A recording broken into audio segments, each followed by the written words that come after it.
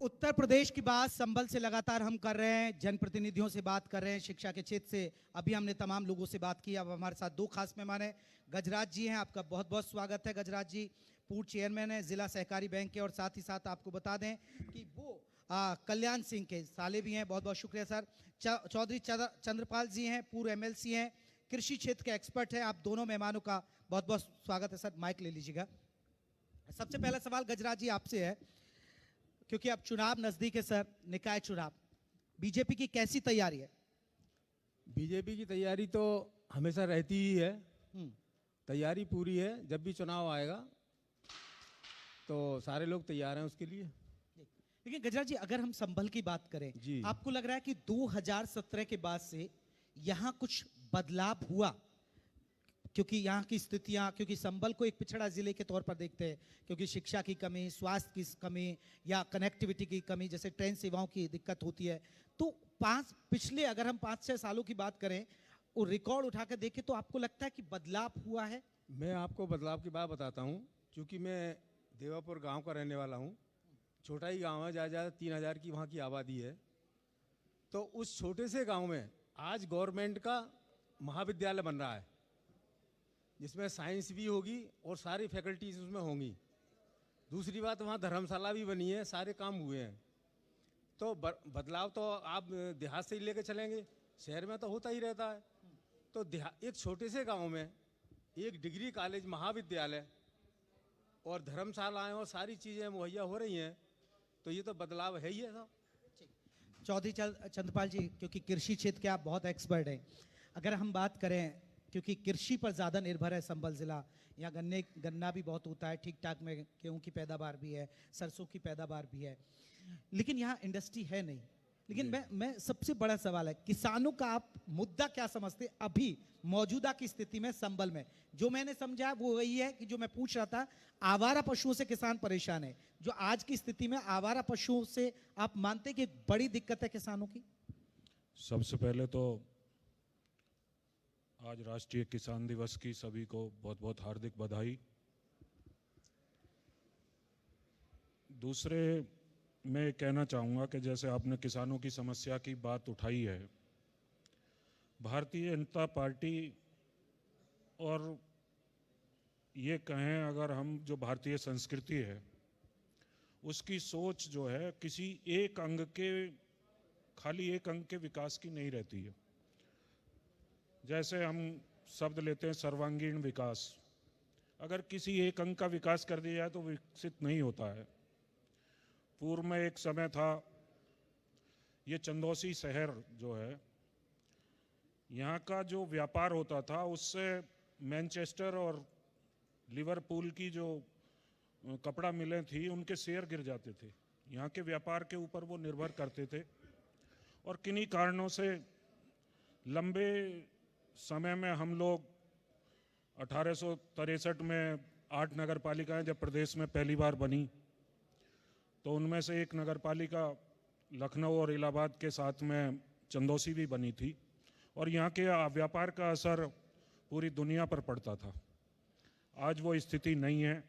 कहीं ना कहीं एक अंग में जब हम पिछड़ते हैं तो सारे अंग हमारे जो हैं पिछड़ जाते हैं। कृषि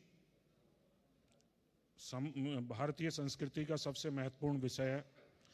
कृषि प्रधान और ऋषि प्रधान देश है ये भारतवर्ष। अगर कृषि अच्छी होती है, और जैसा कि कोरोना काल में हमने देखा भी है कि कृषि के कारण भारतवर्ष ने काफ़ी कुछ उस दिक्कत को झेल लिया।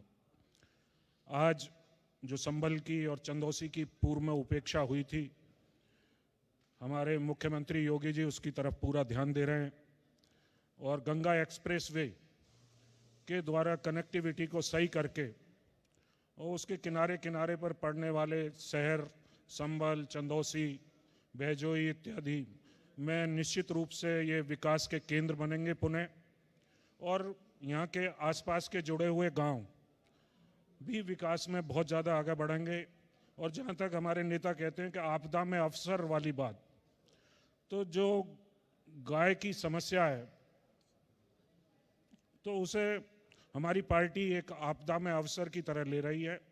उसके लिए गौशालाएं बनाई जा रही हैं, और उन गौशालाओं में तमाम प्रकार की दवा, और कहते हैं ना, भगवान कृष्ण ने कहा कि मैं दोनों हाथ उठाकर घोषणा करता हूँ कि गाय के गोबर में लक्ष्मी का वास है।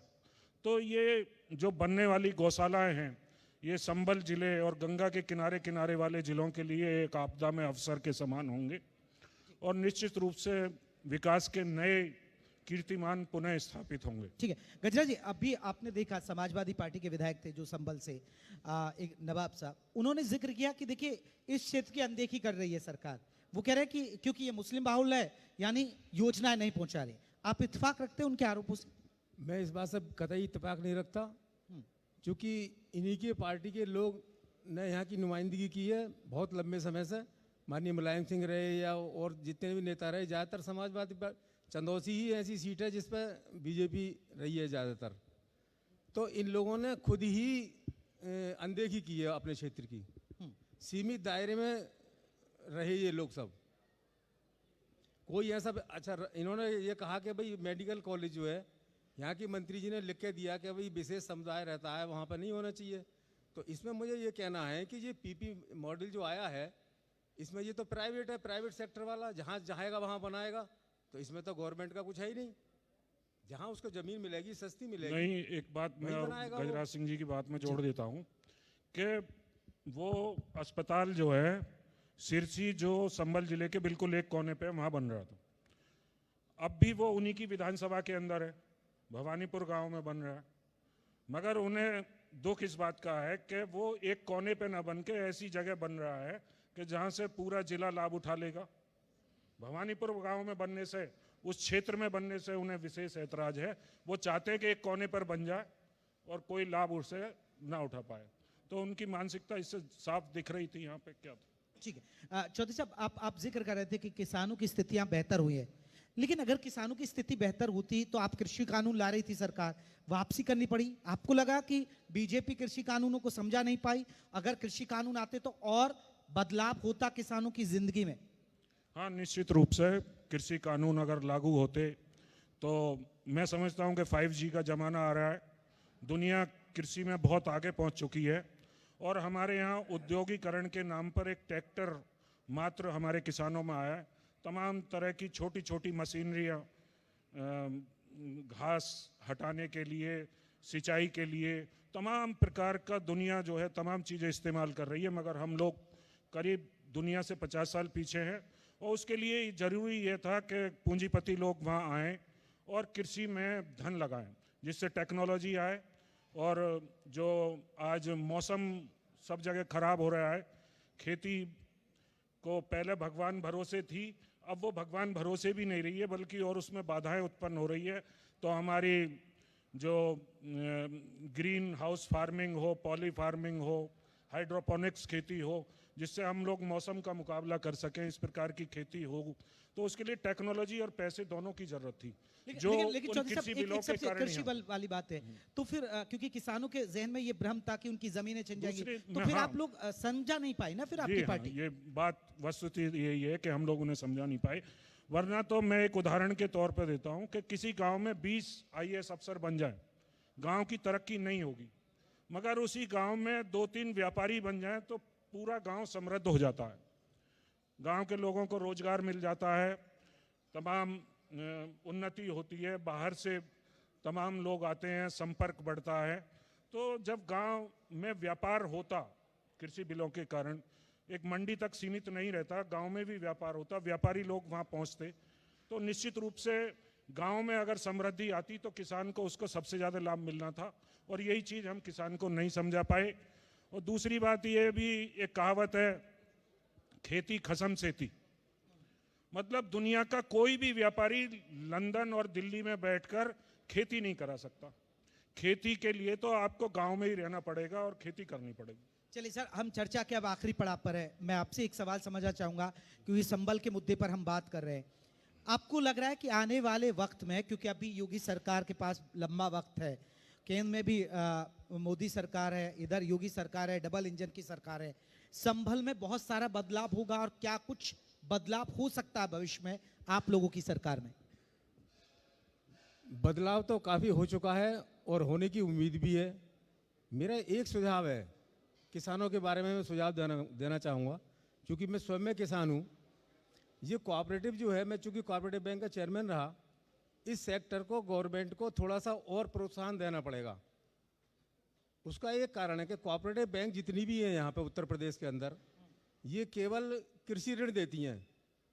अगर गांव में ये व्यापार के लिए भी थोड़ा ऋण देना शुरू कर दें तो गांव में व्यापार शुरू हो जाएगा। गांव वाले को शहर से ऋण लेना बहुत मुश्किल है, ना के बराबर है। तो गांव में छोटे उद्योग लगाने के लिए हमारे पास आज की तारीख में कोई व्यवस्था नहीं है। शहर की बैंक देंगे नहीं उसको, और गांव में जो कोऑपरेटिव बैंक जो देहात को फाइनेंस करती है वो केवल कृषि के लिए करती है, व्यापार के लिए नहीं करती। तो मेरा एक सुझाव है, अगर गांव को हमें ऊपर उठाना है तो गांव के लिए छोटे छोटे उद्योग लगाने पड़ेंगे।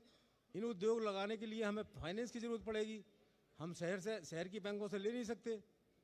तो कोऑपरेटिव बैंक से मेरा सुझाव ये है कि देहात में छोटे छोटे उद्योग लगाने के लिए, व्यापार करने के लिए वहाँ से फाइनेंस शुरू कराया जाए। मेरा ये नहीं, बहुत शानदार सुझाव सर, और आपने बहुत अच्छी बात कही, तभी औद्योगिक रण। मैं आखिरी सवाल सर आपसे, क्योंकि आप कृषि पर ज़्यादा हम आपसे बात कर रहे हैं, क्योंकि ये भी किसानों का क्षेत्र है। हम मुरादाबाद की बात करें, संभल की बात करें, और ये देखिए पश्चिमी यूपी को ही जोड़ता हुआ, तो यहाँ गन्ना बेल्ट है और गन्ना यहाँ उत्पादन ज़्यादा होता है। लेकिन बाकी राज्यों के मुकाबले देखें, सरकार ने तो देखिए बढ़ाई गन्ने के जो समर्थन मूल्य है वो बढ़ाया, लेकिन पंजाब, हरियाणा, बाकी राज्यों के मुकाबले अभी भी गन्ना की कीमत यहाँ पर कम है, और जो किसान मांग उठाते रहते हैं। आपको नहीं लगता कि देखिए हमें भी पंजाब और हरियाणा के बराबर गन्ने का रेट करना चाहिए सरकार को? निश्चित रूप से रेट बढ़ना चाहिए गन्ने का। और मैं तो फिर आपसे पुनः बात दोहराता हूँ कि हम लोग एक अंगाअंगी भावना से ही बात करते हैं, और जो हमारे ऋषि मुनियों का फार्मूला रहा है, यत पिंडे तत् ब्रह्मांडे, जो पिंड में होता है, शरीर में व्यापार होता है, वही सारी चीज़ों में होता है। तो हमें अपने पूरे शरीर की कसरत करने की ज़रूरत है कि जिससे हमारे शरीर के सब अंग स्वस्थ हो। गन्ने की खेती हो, गेहूं की, बाजरा की, हमारी शिक्षा व्यवस्था सुदृढ़ हो, हमारी सड़कें अच्छी बने, हमारे नगरों में आवागमन की सुगमता हो, लॉजिस्टिक की अच्छी सुविधाएं हो, मास्टर प्लान अच्छी तरह से लागू हो।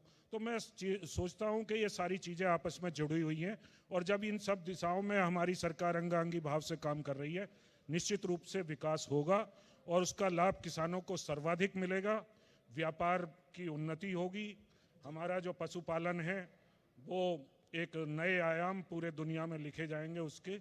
मुझे इस बात का पूरा विश्वास है कि योगी जी और मोदी जी के नेतृत्व में हम लोग एक सही दिशा में प्रयास हमारा चल रहा है। चलिए गजराज जी, बहुत बहुत शुक्रिया। चंद्रपाल जी, आपका बहुत बहुत शुक्रिया। देखिए हमने कृषि के क्षेत्र पर हम बात करेंगे। एक जरा माइक दे दीजिएगा जल्दी से, देखिए पब्लिक को मायूस नहीं करेंगे हम जी। जरा माइक पहुंचा दीजिएगा तेजी के साथ जी। थोड़ा संक्षेप में अपना सवाल रखिएगा सर। बस छोटा सा सवाल है सर। मेरा सवाल ये है कि जो ग्रामीण शिक्षा है, उसका जो शिक्षक है, शिक्षा देने वाला, उसका काम शिक्षा देने के अलावा और सब काम है। उससे राशन मंगाया जाता है, सब्जी मंगवाई जाती है, और तुम्हारे की उससे जो है खाना पकवाया जाता है, और कराई जाती है काउंटिंग, जनगणना कराई जाती है शिक्षक से, और जबकि शिक्षा का जो उसका इम्पोर्टेंट काम है वो नहीं कराया जाता। क्या कारण है? ठीक है मैम, आप भी अपना सवाल पूछ लीजिए फिर। सर का बहुत अच्छा सुझाव है कि शिक्षक इन्हीं चीजों में घिरा रहता है। जी मैम। हेलो, मैं भी पूछना चाहती हूँ भैया, ये बड़े बड़े विकासों की बात हो रही है, लेकिन आप ये देखिए हमारे शहर की कितनी दयनीय अवस्था है। सड़कों का हाल देखिए, ऊपर नीचे हमारी केंद्र में बीजेपी की सरकार, राज्य में बीजेपी की सरकार। आप ये देखिए हमारे कर्मचारियों को 7-7 महीने की तनख्वाह पेंडिंग है। क्या कारण है? जबकि जहाँ महिलाएं शासन करती हैं वहाँ काम तो अलग, वहाँ मर्यादित ढंग से काम करती है। मैंने भी चंदौसी शहर में 2 बार नगर पालिका का नेतृत्व कराया। मेरे पीरियड में सैलरी 1 जून को बटी थी मेरे हाथ से। ठीक है, ये एक इश्यूज है। देखिए आप लोगों के बहुत अच्छे सुझाव, शिक्षक वाला तो बहुत बार शिक्षक भी कहते रहते हैं। ये चीजें सिस्टम में सुधार होना चाहिए। हालांकि मैं सड़कों से थोड़ा इत्तेफाक नहीं रखूंगा, जो हम सड़कें अब बेहतर हुई हैं यूपी के अंदर, ये आपको मानना पड़ेगा। हाँ, शहर की जो अंदर की सड़कें हैं, जो हाँ बिल्कुल, शहर की जो अंदर की सड़कें वो खुद ही पड़ी हैं। मैं दोनों बातों का जवाब दे देता हूँ जी। बिल्कुल बिल्कुल। शिक्षा का ये हाल था जब बीजेपी सरकार बनी 98 में कि ग्रामीण स्कूलों में 25 साल से भर्तियां बंद थी, कोई टीचर नहीं रखे जा रहे थे। अटल सरकार एक नीति लेकर आई सर्व शिक्षा अभियान के नाम पर, और शिक्षा मित्र और टीचर वगैरह की भर्ती खोली गई। सारे जितने बीटीसी थे एक झटके में सब रख लिए गए। बीएड के लिए भी खोला गया। शिक्षा के लिए देश आज़ादी के बाद पहली बार फंड बना, और आज स्थिति यह है कि उत्तर प्रदेश में नकल मुक्त शिक्षा है। स्कूलों में सीसीटीवी लगे हैं, एक चीज में ठीक है, सीसीटीवी शिक्षा लगे की हैं, टीचर स्थिति है, पढ़ा रहे हैं। बदल रही है, लेकिन सड़कों की बात ठीक है, वाकई में हाईवेज बहुत अच्छी सड़कें हुई, लेकिन नगरों के अंदर, शहरों के अंदर, नगर कस्बों के के अंदर अंदर सड़कें खुद ही पड़ी हैं वो सारी। मैं स्थिति बताता हूँ हम्म, कि अमृत योजना में 1 लाख से ऊपर की आबादी के शहरों का चयन हुआ था। यहाँ चंदौसी का भी अमृत योजना में चयन हुआ, और यहाँ एक पेयजल योजना जो यहाँ बहुत पुरानी सन 36 की पुरानी पेयजल योजना काम कर रही थी, उसके कारण नगर में सभी लोग गंदा पानी पीने को मजबूर थे। तो नई पाइपलाइन डाली जाए, उसके कारण सारी सड़कें खुदी। दुर्भाग्य से कुछ ठेकेदार की कोई कमी रही, उसके खिलाफ कार्रवाई होनी चाहिए थी, उसने सड़कों की मरम्मत उतनी अच्छी प्रकार से नहीं की। मगर ये बड़े गर्व की बात है कि सन 36 के बाद इस देश में नई पेयजल योजना आई है, लोगों को पीने के लिए पानी मिलेगा जी।